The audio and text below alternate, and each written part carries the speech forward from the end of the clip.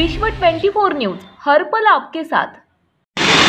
तुमचं नाव काय बोलले? माझं नाव अजित हनुमंत वासा, रिक्षा चालक। तुम्ही नवी मुंबईमध्ये ऑटो रिक्षा चालक आहेत आणि सूर्यकांत पातारे तुमचं काय? संतोष वाटले। ठीक आहे, तर मी काय बोलतो साहेब, तुम्हाला तुमच्या हातात आता ही नोटीस आहे, तर तुम्ही हे बँकेचे पैसे भरत नाहीत, याच्यात काय अडचण येते तुम्हाला किंवा धंद्यावर काय परिणाम आहे याच्यात जरा दोन शब्द बोला तुम्ही।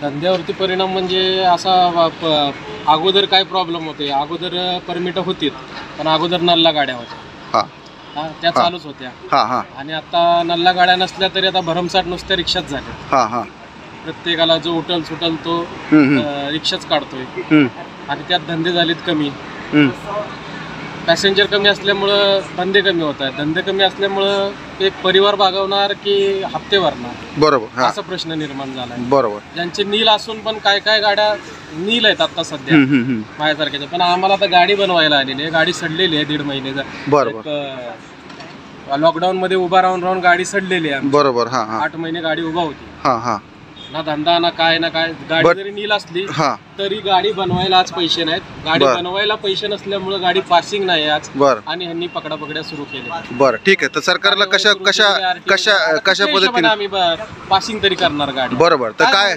सरकारची सरकार कशी काय मागणी आहे तुमची, काय करायला पाहिजे? एवढंच आमची विनंती आहे की बाबा ज्या काय आता पासिंग वगैरे रखडले, जे काय हे लोन वगैरे रखडलेले आहेत लोकांचे, ते रिन्यू करून देऊन बाबा हप्ते पूर्ववत करून सुरू करा।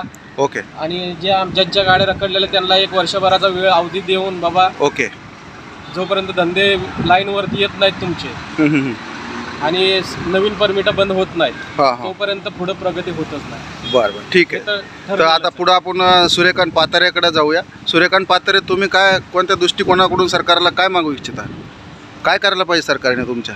आता बंद केलं पाहिजे, हां,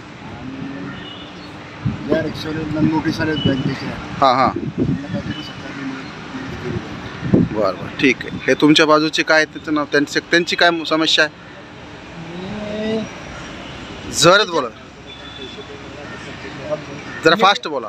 आता गॅस 67 रुपये झाला आहे, गॅस 67 रुपये झाला, तर मीटर आता 21 रुपये, जे महागाई 10% वाटते, आणि मीटरचं हे आहे तिथंच आहे।